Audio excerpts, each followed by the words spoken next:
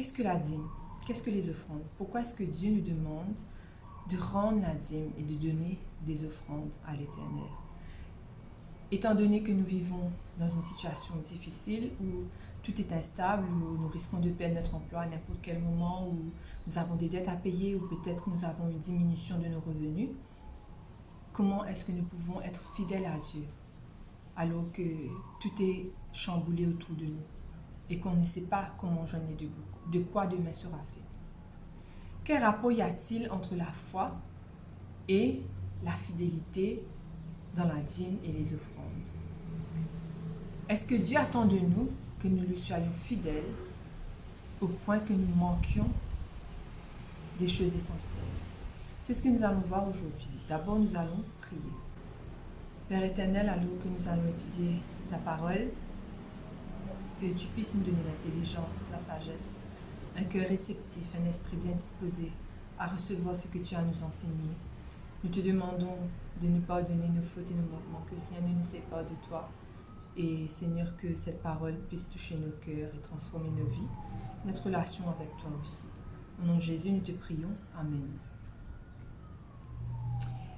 Malachie 3, verset 10 nous dit « Apportez à la maison du trésor toutes les dîmes, afin qu'il y ait de la nourriture dans ma maison. Mettez-moi de la sorte à l'épreuve, dit l'Éternel désormais, et vous verrez si je n'ouvre pas pour vous les écluses des cieux, si je ne répands pas sur vous la bénédiction en abondance. » L'Éternel nous demande d'apporter dans sa maison nos dîmes et nos offrandes. Est-ce que c'est une chose facile? Pas dans tous les cas. Étant donné que nous avons des dettes, nous avons des prêts que nous devons rembourser, nous avons des crédits, peut-être une diminution de notre salaire, peut-être que nous avons perdu notre emploi, que nous sommes à la retraite et que nos revenus ont été réduits énormément. Que nous dit la Bible à ce sujet? Est-ce que Dieu ne sait pas que nous avons besoin de ces choses-là? Est-ce que Dieu ne sait pas ce qui est essentiel pour nous? La parole de Dieu nous rappelle, parce que souvent Dieu va dire dans la parole de Dieu, souvenez-vous. Parce que souvent l'homme oublie, surtout dans les situations difficiles. Dieu nous a créés. Au commencement, Dieu créa. Nous sommes ses créatures. Est-ce qu'il ne prendra pas soin de nous? La parole de Dieu nous dit, il fait pleuvoir sur les justes et sur les injustes. Dieu est un Dieu qui prend soin de toutes ses créatures, ceux qui méritent et ceux qui ne le méritent pas.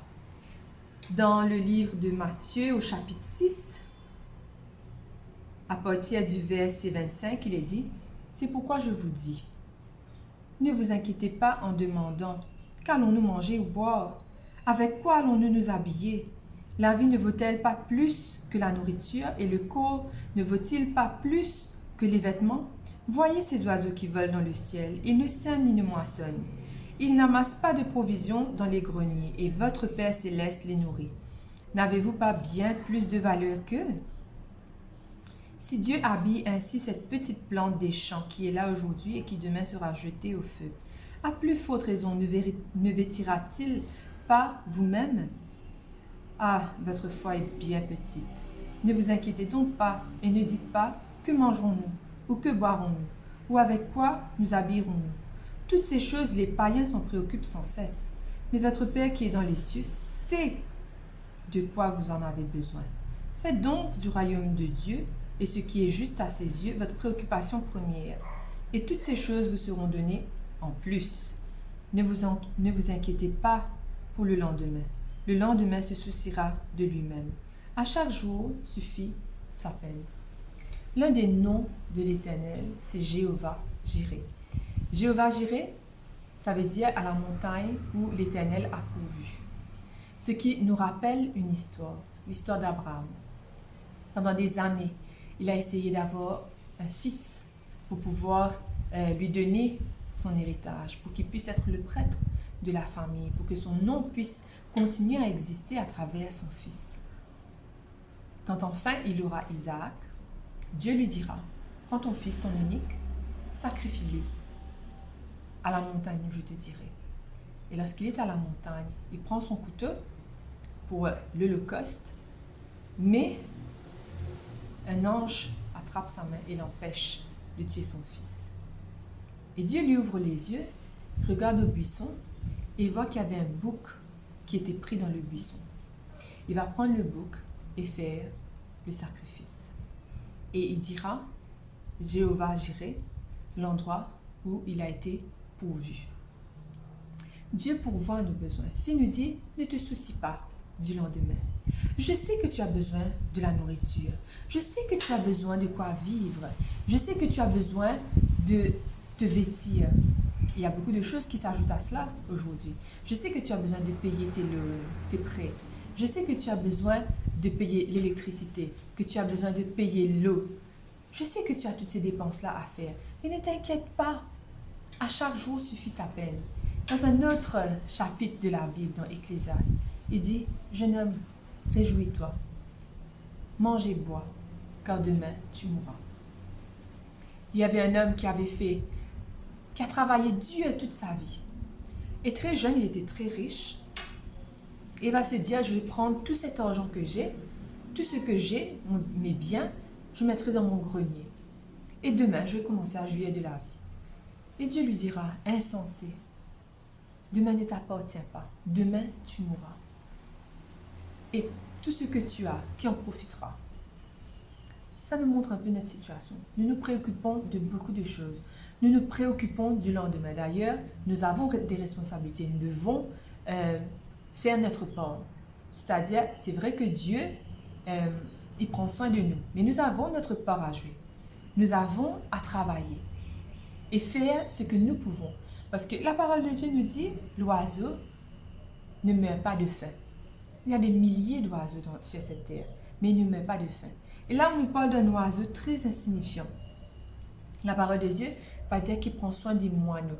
Et des moineaux, il y en a des multitudes dans le monde. Mais il prend soin de chaque moineau. Il y a un moineau qui tombe et il le reconnaît, il s'en rend compte. Donc, il sait de quoi nous avons besoin et il veut prendre soin de nous. Il veut pourvoir à nos besoins. Nous avons plus de valeur que les oiseaux. Mais l'oiseau ne se tient pas sur une branche, il n'ouvre pas son bec, la nourriture descend du ciel pour qu'il mange, pour qu'il avale. Il doit aller chercher cette nourriture qui est là pour lui. Cela veut dire que nous aussi, nous avons notre part à jouer. Nous devons travailler, nous devons faire ce que nous pouvons. Et Dieu fera le reste si jamais nous sommes en souci. C'est parce qu'il prend soin de nous, il nous aime, il nous a créés. Mais quelle assurance est-ce que j'ai que Dieu prend soin de moi?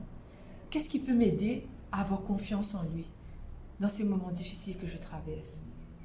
La parole de Dieu nous donne énormément d'exemples. Et c'est pour cela que quand nous n'allons pas bien, il faut toujours se tourner vers la parole de Dieu. Parce qu'il y a tellement de récits, tellement d'histoires qui vont nous aider à avoir plus de foi en Dieu.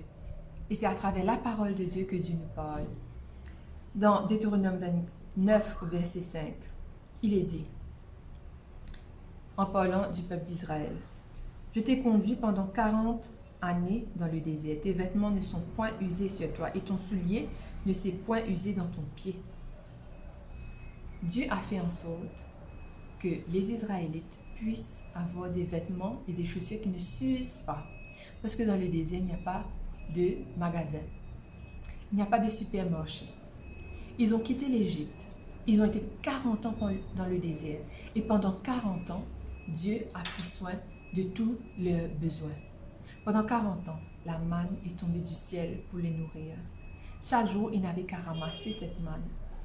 Dieu a pourvu et les a donné de l'eau pour un peuple de plus d'1 million de personnes. Dieu a pris soin de ce peuple chaque jour, à chaque repas. Il ne manquait de rien. Tout était assuré. Et Dieu nous dit, nous sommes son peuple actuellement. Nous sommes Israël spirituel. Et nous n'avons rien à craindre parce que Dieu est avec nous. Maintenant, dans les impossibilités, nous avons vu qu'à travers le Covid, avec les épidémies, nos revenus ont diminué. Nous devons économiser parce que nous ne savons pas de quoi demain sera fait. Et peut-être que prélever la dîme de mon salaire, de donner des offrandes, fera qu'il me manquera l'essentiel. Et Dieu comprendra. Dieu comprendra si jamais pendant ce moment, je n'arrive pas à payer ma dîme et mes offrandes. Quand j'aurai assez d'argent, je lui donnerai tout ce que je lui dois. Est-ce que c'est comme ça que ça fonctionne? Est-ce que c'est ça que Dieu attend de nous? Que faire durant les impossibilités, les difficultés qui surgissent dans nos vies, auxquelles on ne s'attend pas? Est-ce que Dieu est surpris par nos impossibilités, par nos difficultés? Est-ce qu'il est pris au dépourvu? Est-ce qu'il est à court d'idées quand il s'agit de nos problèmes? Tout à l'heure, j'ai mentionné une histoire, celle d'Abraham et de son fils. Lorsqu'il était sur la montagne, il y avait ce bouc qui devait être sacrifié. Le bouc devait être sacrifié par les Israélites représentant Jésus et son sang qui devait être versé pour nous. Et la parole de Dieu nous dit, avant même la création du monde, Dieu avait déjà prévu d'envoyer son fils comme secours si jamais l'homme devait pécher. Le plan du salut avait déjà été planifié. Ce qui veut dire que Dieu n'est pas pris au dépourvu. Avant même qu'une situation n'arrive, avant même qu'il y ait une catastrophe dans nos vies, Dieu a déjà la solution. Quelle preuve ai-je de cela? Il y a le cas de Jésus, qui avant la création du monde, avait accepté de se sacrifier pour l'humanité. Il y a aussi le cas où il y avait Joseph. Joseph avait été envoyé en Égypte parce qu'il devait y avoir une grave famine et beaucoup de personnes risquaient de mourir. Mais Dieu avait déjà prévu la solution. Il a envoyé Joseph en Égypte. Il a permis que Joseph passe par toutes ces épreuves pour pouvoir arriver à devenir Premier ministre. Et Dieu va lui révéler qu'il y aura une famine. Et comment se préparer par rapport à cette famine? Qu'il fallait garder dans les greniers une bonne partie des récoltes pour qu'ils ne puissent pas mourir de faim. Dieu avait déjà prévu toutes choses à l'avance. Plusieurs cas dans la parole de Dieu nous montrera que Dieu avait la solution avant même qu'il y ait le problème et que même quand la situation paraît désespérée, impossible, Dieu ouvre un chemin pour ses enfants. Alors que Élie va se sauver dans le désert parce que Jézabel, la reine, voulait le tuer, après qu'il ait massacré plus de 450 prophètes, il ira dans le désert, il aura peur et demandera à Dieu de le tuer. Et dans le désert, il n'y avait rien à manger. Mais après des jours et des jours de jeûne, un ange va lui donner à manger. Un corbeau va le nourrir de viande et d'eau. Et quand on pense à un corbeau, ça paraît anodin, ça paraît bête. Mais un corbeau est un animal qui ne donne pas. Il reçoit, il vole. On le voit d'ailleurs dans plusieurs films ou durant les publicités. Dieu va prendre un animal qui ne donne pas en général, mais qui vole pour donner à manger à Élie. Il va utiliser des choses absurdes pour nous faire comprendre qu'il n'y a rien d'impossible à lui, qu'il trouve des solutions, même miraculeusement. Des animaux peuvent nous nourrir. Il peut envoyer de la nourriture du ciel pour nous. Nous n'avons rien à craindre de quoi que ce soit. Et la richesse. Si je suis riche, est-ce que c'est un problème? Être riche n'est pas un problème. Il y a plusieurs personnages de la Bible, comme Abraham, Lot, Joseph, Job, Jacob, Ésaü, qui étaient riches. Ils étaient vraiment riches en troupeau à cette époque. C'était des hommes de distinction. Mais il n'y avait pas de souci pour eux. Les richesses n'avaient aucune importance pour eux. Et le souci, dans 1 Timothée 6, verset 10, nous dit « Car l'amour de l'argent est une racine de tous les maux. Et quelques-uns, en étant possédés, se sont égarés loin de la foi et se sont jetés eux-mêmes dans bien des tourments. » L'argent n'est pas un problème. Nous en avons besoin chaque jour pour se nourrir, pour payer notre essence, pour payer l'électricité, pour pouvoir avoir des vêtements, pour pouvoir acheter une maison, une voiture. Nous avons besoin d'argent. Mais l'argent ne doit pas devenir notre Dieu. Et le Dieu de l'argent dans la Bible, c'est Mammon. Beaucoup de personnes, malheureusement, servent ce Dieu. Ils sont devenus matérialistes. Et la parole de Dieu nous donne plein de récits concernant les conséquences quand nous aimons l'argent plus que toute autre chose, que nous sommes aveuglés par cela. Nous avons l'exemple de Balaam, qui était prophète et qui était prêt à maudire le peuple de Dieu pour une riche récompense. Il y avait Ananias et Saphira, un couple, alors que le Saint-Esprit les avait poussés à vendre leur terrain, à donner ce qu'ils avaient comme argent pour le bien de la communauté. Ils vont mentir. Ils vont dire qu'ils ont tout donné alors qu'ils avaient gardé une partie pour eux. Et le résultat sera la mort de Ananias et de Saphira. Nous avons aussi le cas de Judas. Judas va vendre Jésus pour quelques pièces d'argent. Et au final, il se sentira mal de ce qu'il a fait. Et le fait qu'il a servi Mammon tout ce temps va le mener au désespoir et il aura une fin atroce. Nous avons aussi le cas du jeune homme riche. Le jeune homme riche était très très riche, jeune, avec un avenir excellent. Mais lorsqu'il a fallu choisir entre l'éternité et l'argent, il a préféré l'argent. Il s'en alla parce qu'il était tout triste. Alors tous ces récits nous montrent que l'argent est un bon serviteur, mais il n'est pas un bon maître. Et le fait que Dieu nous appelle à être généreux pour sa cause, c'est parce qu'il désire nous rendre généreux. Il veut que nous ne soyons pas focalisés sur nous-mêmes, sur notre bien-être personnel, mais il veut que chaque mois, chaque semaine, nous puissions être généreux, que nous puissions avoir cette habitude de donner. Dieu nous demande de donner nos dîmes et nos offrandes pour tester notre fidélité. Est-ce que tu me fais confiance avec tes revenus? Beaucoup de personnes vont se dire, mais j'ai travaillé pour cet argent. Et moi, je ne veux pas donner cet argent-là à l'église parce que je ne sais pas ce qu'ils font avec. Ils en profitent probablement. La parole de Dieu est claire. Cet argent appartient à l'Éternel. Dans la maison, pas de l'homme, mais dans la maison de l'Éternel. Et si nous lui sommes fidèles, il sera fidèle envers nous. Donc c'est un test de notre fidélité. C'est un test aussi par rapport à la contrainte. Est-ce que je donne par amour? Est-ce que je montre à Dieu que je l'aime à travers les dîmes et les offrandes? Ou est-ce que je donne à contre-cœur?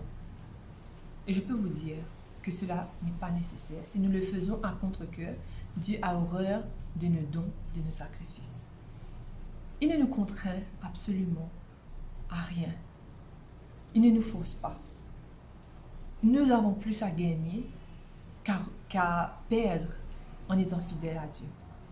Je me souviens quand j'étais encore au collège, chaque semaine, mon papa me donnait de l'argent pour payer le transport, pour acheter à manger, pour sortir. Et je me souviens que très souvent, étant donné qu'à l'époque, je n'aimais pas sortir du tout, donc je restais 3/4 du temps à la maison, et il me restait beaucoup d'argent à la fin de la semaine. Et j'économisais, à contre-cœur bien sûr, parce que je ne sortais pas, mais j'avais beaucoup d'argent à la fin du mois. Et à chaque fois que je partais à l'église, je me souviens, je ne travaillais pas, j'avais simplement mon argent de poche. Quand il me restait de l'argent, à la fin du mois, je prenais tout ce que j'avais et je mettais dans la collecte. Absolument tout. Toutes mes économies. Et je peux vous dire, sans que je ne sache comment, durant la semaine, j'avais 2 fois plus, 3 fois plus que ce que j'avais donné. Plus je donnais, plus j'avais. Et je ne peux pas expliquer d'où cet argent-là venait. Et là, j'avais appris quelque chose, une leçon. C'est que quand on fait confiance à Dieu, quand on donne, on est béni. On est richement béni. Maintenant, on ne donne pas pour recevoir quoi que ce soit. Mais on donne, comme c'était mon cas, je me disais, je ne fais rien de cet argent-là, quoi qu'il arrive, mais autant donner cet argent à Dieu pour qu'il puisse, lui, voir comment il va l'utiliser. Et c'est ce que j'avais fait comme expérience et je peux vous dire que je n'ai pas été déçue. Et la parole de Dieu nous montre, toutes ces personnes qui ont fait confiance à Dieu n'ont pas été déçues parce que Dieu a pris soin d'eux. Élie, encore une fois, va connaître une famine dans le pays. Dieu va l'envoyer dans un pays païen, chez une veuve, à Sarepta. Et alors qu'elle était seule avec son fils, il y aura 2 pots, un pot de farine, un pot d'huile. Élie demandera à la femme, donne-moi à manger, ensuite le reste, tu mangeras. Et la femme dit, mais je te donne à manger, et puis nous mourrons. Et Élie lui dit, ne t'en fais pas, Dieu pourvoira. Et durant toute la famine, il ne manquait jamais de farine ni d'huile dans ce pot. À chaque jour qu'elle utilisait, miraculeusement, il y en avait encore. Dieu est capable de faire que il ne manque de rien dans notre maison. Au moment où il fallait payer un tribut à César, Jésus devait payer, il n'avait pas un sou, et il devait aussi payer pour Pierre. Il a pris un poisson dans l'eau, et dans la gueule du poisson, il y avait suffisamment d'argent pour payer. Ça nous montre que Dieu est un Dieu de miracles. Si vous êtes dans des difficultés aujourd'hui, que vous vous dites, j'ai trop de dettes, j'ai trop à payer les leçons pour les enfants, les vêtements, la nourriture, c'est trop, je n'arrive plus à m'en sortir. Vous n'êtes pas Dieu. N'attendez pas de prélever votre dîme et vos offrandes par rapport à ce qu'il vous reste. Mais ce que vous avez, donnez-le à l'Éternel. Il prendra soin de cela. Il verra que vous êtes fidèles. Et le Dieu de miracles, qui a accompli tellement de miracles dans le passé, accomplira les mêmes miracles pour vous. Il faut lui faire simplement confiance. Il faut simplement le mettre à l'épreuve et il ouvrira les écluses des cieux pour vous. Il ne va pas vous bénir légèrement, il va vous bénir en abondance. Si vous lui êtes fidèle, si vous avez la foi en lui. Et la dîme. La dîme, c'est décaté en grec, ce qui veut dire la 10e partie du butin. Maaser en hébreu, donc le mot dîme en hébreu c'est maaser, qui veut dire 10e partie. Paiement de la 10e partie. De tous nos revenus, Dieu demande un 10e de ce que nous avons. Ce n'est pas beaucoup. Si nous avons, je parle en termes de roupies, si nous avons 1000 roupies, nous devons lui donner 100 roupies de dîme. Si nous avons 5000 roupies, nous devons lui donner 500 roupies de dîme. Ce n'est pas beaucoup. Et on peut se dire, mais moi je travaille. À la sueur de mon front, c'est mon énergie, c'est mon temps. Je fais ce que je veux de mon bien, de mon argent.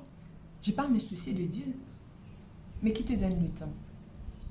Qui te donne l'énergie? Qui te permet de bouger tes pieds, tes bras? Qui te donne la force à chaque jour? Tu dépends de Dieu à chaque jour. Dieu te donne la force, le temps, l'énergie, même la place de travail que tu as. C'est Dieu qui l'a permis que tu l'as. Il peut reprendre tout de toi. C'est pour cette raison que nous ne devons pas être égoïstes. Nous ne devons pas nous dire qu'on se suffit à soi-même et qu'on fait peu de cas de Dieu. Il nous demande un 10e et il nous promet bien davantage, bien plus que ce que nous donnons. Pas forcément en termes de matériel, mais en termes de bénédiction spirituelle. Il a beaucoup, beaucoup à nous donner. Et c'est par cette foi que nous verrons Dieu à l'œuvre. C'est par cette foi que nous le mettrons à l'épreuve. Ne donnons pas à Dieu uniquement quand nous avons trop. Il y a un exemple de cela dans la parole de Dieu, dans le Nouveau Testament. Une veuve, elle n'a pas de mari, elle est vieille et elle n'a personne pour subvenir à ses besoins, elle doit travailler seule, peut-être elle a des enfants qui travaillent. Beaucoup de personnes avaient donné énormément d'argent ce jour-là et on mettait dans les troncs les offrandes. Mais cette femme, elle a mis 2 petites pièces. Et Jésus voyait le cœur. Et il a dit, toutes ces personnes qui ont donné, ils ont montré qu'ils ont beaucoup d'argent, ils ont donné beaucoup d'argent. Jésus a remarqué uniquement cette vieille veuve, parce qu'elle a donné tout ce qu'elle avait. Ces 2 petites pièces qu'elle avait, c'était tout ce qu'elle avait. Et elle a eu confiance en Dieu, elle lui a donné tout ce qu'elle avait. Si vous faites confiance à Dieu, si vous connaissez le Dieu que vous servez, c'est le même Dieu, il ne change pas. Éternellement, il reste le même. Et il prend soin de vous chaque jour, comme il prend soin de la nature. Il vous aime. Il a sacrifié son Fils pour vous. Ne pensez pas qu'il va vous abandonner avec vos problèmes financiers. Mais qu'en est-il si cet argent que je donne à l'église, peu importe quelle église, est mal géré par les dirigeants? À l'époque, la dîme était utilisée pour l'entretien des ministres. Dans Lévitique 27, versets 30 à 32, nous voyons cela. Et dans le Nouveau Testament, les dîmes et les offrandes étaient pour le bien-être des autres, des veuves, des orphelins, de ceux qui n'étaient pas gâtés, de ceux qui étaient les plus infortunés dans la société, pour les malades et aussi pour la propagation de l'évangile, pour payer les transports, ainsi de suite. Et Dieu nous appelle à payer la dîme et les offrandes. Quand c'est quelque chose de consacré, la Bible nous dit, dans Lévitique 27, verset 30, « Toute dîme de la terre, soit des récoltes de la terre, soit du fruit des arbres, appartient à l'Éternel. » C'est une chose consacrée à l'Éternel. La dîme appartient déjà à l'Éternel. Si nous ne donnons pas la dîme chaque mois, cela signifie que nous sommes en train de voler l'Éternel. Et c'est une chose grave. Parce que cette dîme que nous devons à l'Éternel, c'est consacré, mis à part, béni. C'est quelque chose de spécial pour l'Éternel. Et cet argent, c'est pour l'avancement de son œuvre. C'est pour payer les ministres. Mais, quand nous sommes en train de payer la dîme et les offrandes à Dieu, si jamais les gens sont en train de voler, si jamais les gens sont en train de faire quelque chose de malhonnête avec cet argent, la parole de Dieu aussi est claire. Il y a des cas, par exemple les fils d'Élie, qui volaient les bénédictions, qui volaient les dîmes, qui volaient les offrandes, qui dormaient avec des prostituées, qui faisaient le mal aux yeux de l'Éternel. Pendant longtemps, Dieu a laissé faire les choses. Et il semble parfois que tout est en train d'aller comme si un laisser-aller que Dieu permet et ces gens-là sont en train de voler. Mais qu'est-ce qui se passe? Mais Dieu, à un moment donné, va juger ces personnes. Élie et ses fils mourront par rapport à leur infidélité. Parce qu'ils étaient appelés à Dieu, par Dieu. Ils étaient consacrés à l'Éternel. Mais quand ils ont péché, ils ont subi les conséquences. Les fils de Samuel, le prophète, l'un des plus grands prophètes, eux aussi ont fait le mal. Les fils d'Aaron, qui étaient des prêtres, eux aussi ont fait ce qui est mal. Mais l'Éternel a toujours fait justice par rapport à ces personnes. Et nous ne sommes pas Dieu. Nous n'avons aucun pouvoir pour régler quoi que ce soit comme situation. Dieu voit tout. Dieu sait tout. Et il prend soin des personnes qui sont en train de mal gérer son argent. Mais du moment que nous ne payons pas notre dîme, du moment que nous ne rendons pas à l'Éternel, ça lui appartient. C'est consacré à lui. Normalement, concernant l'offrande que nous donnons chaque semaine ou chaque mois, dépendant des personnes, normalement, il est estimé que si on donne 10% comme dîme, comme offrande, nous pouvons donner 5% de nos revenus, c'est-à-dire la moitié de nos dîmes. Mais ce n'est pas une règle, ce n'est pas un principe biblique en soi. L'offrande, on peut donner plus que la dîme, on peut donner moins que la dîme. Cela dépend des dispositions de nos cœurs. Mais pour que nous ne donnions pas le reste, les petits sous qui restent dans notre porte-monnaie, qu'on n'a pas utilisé, c'est ça qu'on donne à l'Éternel. Donc on a arrondi cela à 5%. Mais comme je dis, c'est une expérience personnelle à faire avec Dieu. Job était très riche, mais quand il a perdu toute sa richesse, il ne se souciait pas de quoi que ce soit, parce qu'il avait compris quelque chose d'essentiel. Nu, je suis sorti du sein de ma mère, nu, je retournerai dans le sein de la terre. Il savait que l'argent, la richesse, c'était passager. C'était passager, mais Dieu est éternel. Dieu prend soin de nous. Il l'a fait de tout temps et il veut le faire aujourd'hui.